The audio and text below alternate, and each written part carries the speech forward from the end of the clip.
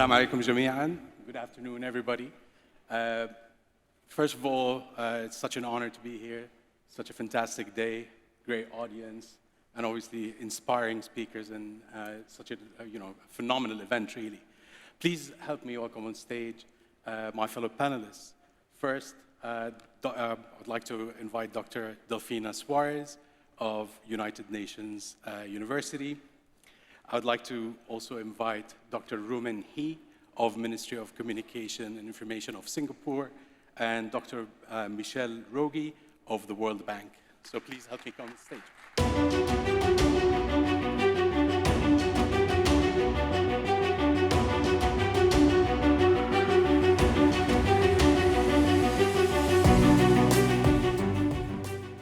So welcome everybody, and thank you for being with us today. I'm going to start with you, Dr. Rumen, and I have a reason for that. I think pretty sure that your fellow panelists would also agree that you have the absolutely coolest job title in the world right now.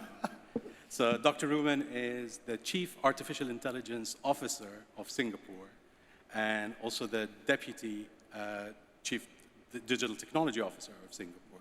So quite a lot on your plate right now, especially developing national strategies, implementing those national strategies, overseeing all of that.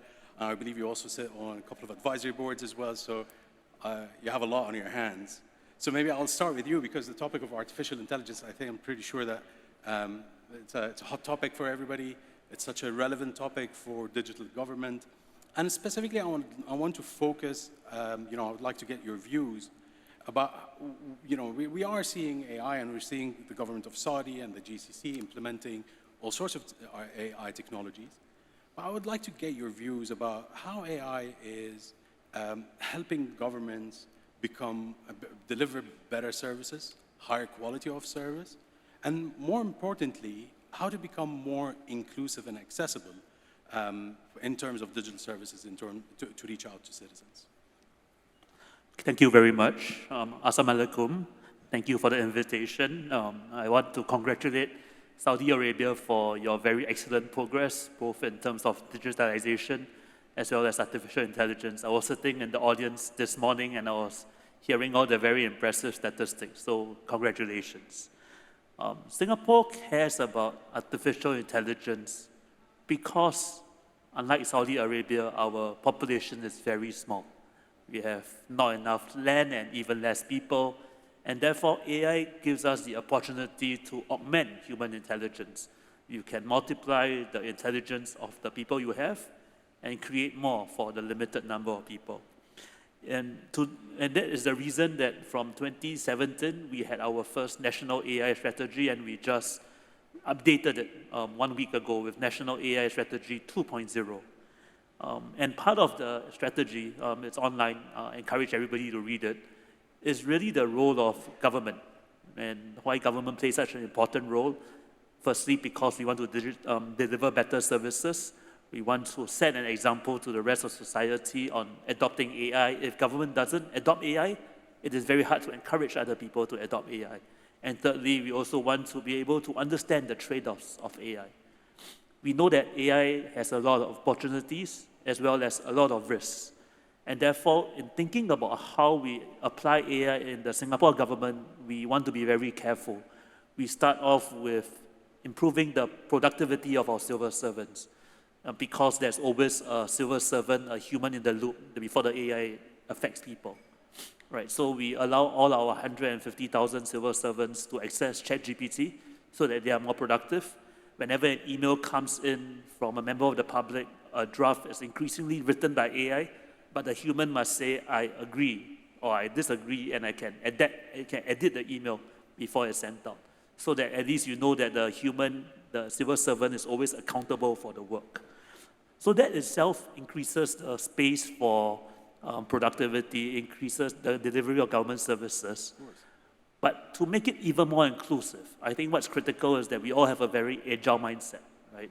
You have a mindset where we want to listen to citizens' feedback, to hear what the citizen wants before we implement the technology. It is very easy to be caught up by the technology and to say, let's have AI. But what's more important is whether the citizen actually benefits from it And so we constantly listen and we get feedback, and that's the basis for a lot of our inclusivity efforts. Oh, that's fantastic. And maybe, you know, it's actually quite an interesting topic. Dr. Delfino, maybe I'll ask you, you know, you're not only the director of the United Nations University, but I believe your specialization is in intergovernmental collaboration and integration in terms of services. So this is a topic that is quite close to your heart. Maybe you can also give us your perspective about how government collaboration can actually enhance even further accessibility of digital services to the citizens. Yes, let me start by saying that I'm very grateful for being again here. Last year I attended the forum, this year the same. I hope next year I'll be also here to celebrate all the figures, all the progress that the country and the region, if I may, has been achieving over time. It is impressive indeed, the figures that were presented in the morning, and it was also impressive to attend the two last interventions. They were really fantastic, and they connect very well. The figures that were presented were, allow me to repeat, impressive, and I will just add another figure that is related with accessibility. Around 1 billion people, 15% of the world population, have a disability, some kind of disability or impairment that may affect the way they use the internet or they execute digital services. This is interesting for all this conversation and for what was just said. And this disability prevalence is even higher in developing countries in adverse socioeconomic situations. Also the UN does a report, the last report published, the government survey published in 2022, alerts, called attention to the digital divide that is increasing among countries and sometimes inside countries. So digital divide, accessibility are crucial topics. We cannot expect to reach the full potential that this digital transformation can bring if we do not fight to give access, universal access to all to all the citizens. And these issues of accessibility, if I may, and previously we heard a lot about the need to have connectivity. Yes, connectivity and the access to devices and to the internet is absolutely essential, is one of the main components. It must be available to all. It must be affordable to all, not just to be available, but affordable. And we must have skills, citizens must have skills to that. But there is another layer that is the web accessibility. We also talk a lot about web accessibility. Most of the countries are implementing most of the recommendations and standards in order to ensure the accessibility to the contents. But allow me to highlight even a different thing. We are not talking about access just in what regards those that have disabilities or impairments. Even those that don't have, but that represent that have special needs. We are talking about older people. We are talking about even ourselves, people that use sometimes small devices with different input modes, etc. These are all situations where accessibility may hinder the process. And just to add, in what regards accessibility, besides the connectivity, besides the web content, there is also the issue of language. Language. And the semantics. We need, when creating accessible services that are to be inclusive, we need to, besides these two dimensions, connectivity and web content access, we need to display the information in a way that citizens understand, with the semantics that citizens understand, and with the language that citizens understand. Of course, this is crucial. And it is crucial to ensure the interoperability and the possibility to offer integrated systems to citizens. And I suppose, Doctor, this means that if you agree on these principles, then interoperability becomes a much easier conversation as well, of course, right? So it's a self-feeding cycle in a way. And this is very interesting. But maybe I will invite you, Dr. Michel, to give us your view. I mean, you also, have a big responsibility. You're a practice manager for the World Bank, for the Middle East region, but also for the Europe and Central Asian region. So I'm sure you see quite a bit of diversity in where you interact in your, in your role. But maybe I would like to maybe change a little bit the conversation, move it a notch further. Let's talk about innovation. Let's talk about how all of this digital services innovation can be brought to forth. And what are you seeing from the different parts of the world where you operate? Thank you very much for this question. And maybe let me start by extending also my thanks to the DGA and to His Excellency Governor Ahmed Al-Sourian for the invitation. And I would say this question is perfectly asked in the context of Saudi and in the context of the GCC countries more generally. Because digital transformation is not only about choosing effective digital technologies.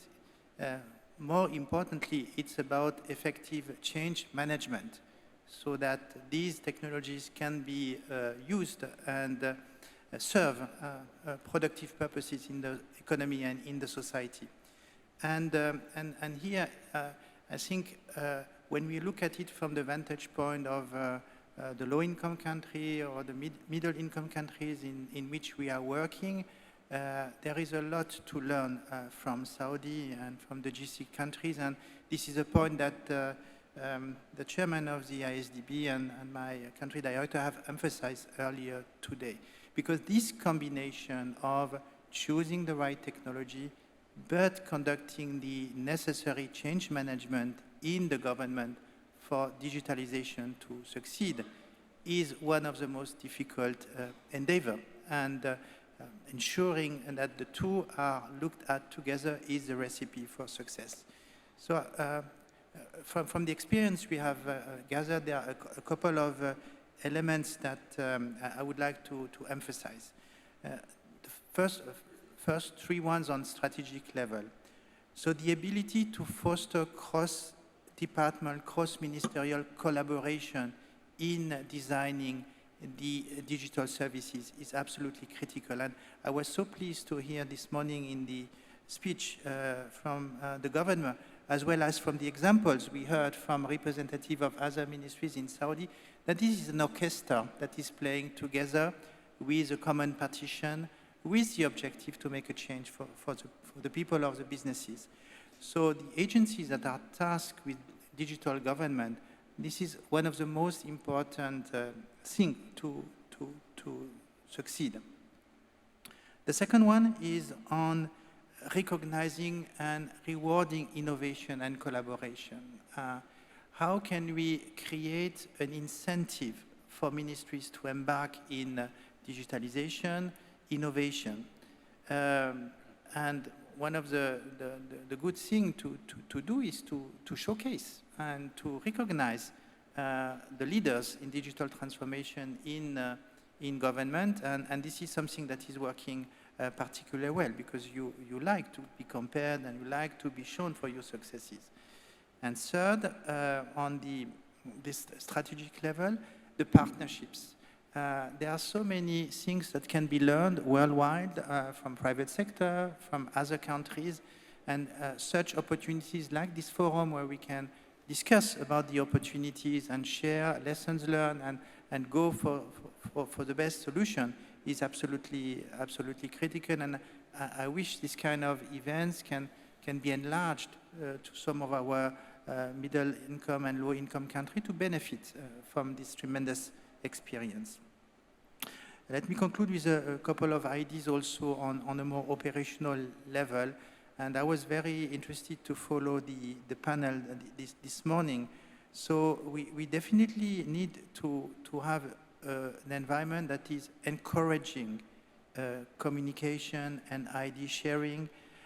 Design thinking is an approach that has proven successful to foster new ways of thinking, establishing working groups, promoting ideas, and also accepting that some ideas may fail because we learn from them and the next iteration is better. Digital is an innovation area, and we will not have it right for the first time, so we need an environment that is encouraging the trial for solution. And my colleague from Singapore is a great example of this mindset that has really changed the way government look at digitalization.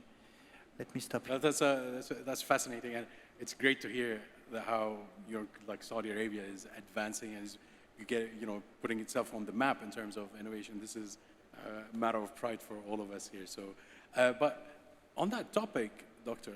Roman, I'm going to ask you back to you. So, how do you incorporate, like when we talk about innovation, how do you incorporate, let's say, emerging technologies and that level of sophistication into your, like when you're developing national strategies, for example?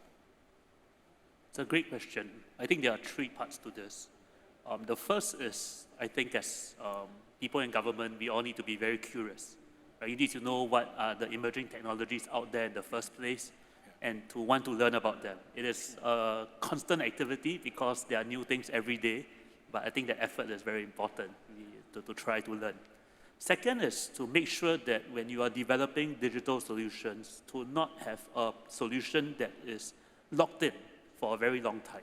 Right? If it's a solution that you have a 5-year map, 10-year map, it then becomes impossible to change it because new things come up regularly and you want to be able to incorporate your new changes right from the start. This is a very different mindset from, let's say, you're building a bridge, right, where you need to put in place something then that must stay correct for the next 30 Or years. even from traditional older technologies when you were implementing ERPs and monolithic applications and stuff like that. Exactly. So you need to be able to do something very agile, which requires a very big mindset shift from all the civil servants, because you want to have procurement that allows that to happen. The third one, of course, is partnerships, right? As my colleagues has mentioned, you want to partner industry, research, enterprises, government together, and you also want to do international collaboration. So because there is no monopoly of knowledge, you can learn from different people and bring the whole ecosystem together. So these three things, right? So being curious, being agile, and partnering with people. That's very interesting. But can we maybe, Dr. Michel, maybe you can tell us, how do we also protect all of this innovation? So is cybersecurity, is ethical considerations, I mean, how, all of these come into the picture, don't they? Yes, very much so. At the World Bank, we strongly believe that you need to tackle both the opportunities associated with digital government, but also mitigate the associated risk, and paramount among them, the cybersecurity risk. It's very clear when you look at what's happening in the world. When there are cyber attacks, they are targeting critical infrastructure. And among these critical infrastructure, we have the digital government infrastructure. So the more you digitalize, the more you expose yourself to the risk of cyber attack. Indeed. And so an integral part of the digitalization journey of a government is to establish a proper cybersecurity capability. And let me start by a figure that is coming out of our Global Cybersecurity Conference that we organized a couple of weeks ago in Accra with member countries from all the world. We estimate that we are missing 4.4 million jobs of cybersecurity specialists to be able to respond to the cyber risk linked with increased digitalization. So my first message is that we should really step up the game together with universities, together with government, together with private sector on the number of cybersecurity specialists. There is an example that was very illuminating to me from the countries in which I am working. Following a massive cyber attacks, this country decided to amend the cybersecurity law to mandate a minimum of 3 cybersecurity specialists in all the government agencies to be able to respond to cyber attacks. So this gives you a sense of the magnitude of the problem when you are confronted to it. So beside the skills, there are a couple of lessons we are observing worldwide, and we know they are available here in Saudi in particular, and that could be also something that can be useful to share. So the ability to conduct regular risk assessments, to establish a government CERT with capable people that can respond immediately to cyber attacks, implementing strong access controls when you access digital services online, collaborating with cybersecurity experts. This is something that we've seen worldwide. It's going so fast that there is a need to be, again, under the partnership umbrella, be connected to cybersecurity experts that can advise and intervene, if necessary, on the most immediate and acute step. And So finally, I suppose that, finally, cyber awareness and cyber hygiene among the users. So at the World Bank, for example, if I may share that, we are a big organization. We are also subject to cyber attacks. We are regularly trained on what we need to be careful about, what to do when we see a suspicious email. And this kind of reflex, they are valid for every people, every individual using digital services. So it would be good to also scale up the cyber awareness campaigns. I suppose, Doctor, it's always a matter of balancing acts, right? So we want to innovate, we want to adopt new technologies, we want to create, we want to reach out to more, but we also have to protect. And speaking of this, maybe Dr. Delfina, maybe your views on how do we bring all of this together? What kind of governance do we need to implement when we are talking about digital government and digital services? This is a very complex issue. How to put all together, all of these. I think all in this room and all those that are involved in this journey knows that we are talking about a very complex issue. And it's not just technical. If it was, it would be fantastic. It is not just technical. So I think there are two things for me that are absolutely key. That is, we need to think global. We need to have a big picture of all these kind of things, of topics that we discuss here. We need to have a big picture about the different agencies, the different entities that exist and that are involved and that have a role to play on this. We need to have a systematic approach and try to understand all the ecosystem. I heard this word in this morning, in the session this morning. We need to understand the ecosystem. It is absolutely essential. And connected to that, it is essential that we develop, that we find the best governance model to be able to make sense of all of this. There are multiple models, depending on the context of each country, but it is absolutely essential. Someone needs to think, and someone needs to be able to bring all together in this complex journey. And just with this, the most adequate governance model can a country progress and boost this transformation. This is phenomenal. I know, I am very conscious of scheduling and time, so I'm going to ask our esteemed panelists for very briefly the same question I would like to address to all three of you. If you were to give regulators of digital government, for example, like the Digital Government Authority of Saudi, if you were to give them one piece of advice, the no regret, do this over the next 1 year and you shall be on the path to success, what do you think your advice would be? Maybe Dr. Delfina, maybe we'll start with you. I would say not just to regulators, to all that are engaged on this and that have a huge responsibility on this. Pursue and put in practice and follow a role of government approach and put the citizen at the center of this journey. Put the citizen not just to have the citizen, oriented approach or citizen-centered approach, but citizen-driven approach. So think big and put the citizen at the center. Oh, that's fantastic. That's a great advice. There are no silver bullets, but I agree with my colleague. You really want to keep listening to your citizens, keep learning, as well as keep trying. Keep trying is the answer. Yes. And Dr. Michel, So fully agreed with the citizen-centric approach. I think it's important to be efficient, so having a roadmap with KPI to drive efficient and coordinated digital transformation is key, especially for authorities like the DGA that are working across different ministerial agencies. ladies and gentlemen, thank you so much for your time. This has been an absolute pleasure for me. Welcome to Saudi again, and thank you so much for being with us here on stage. Thank you. Thank you.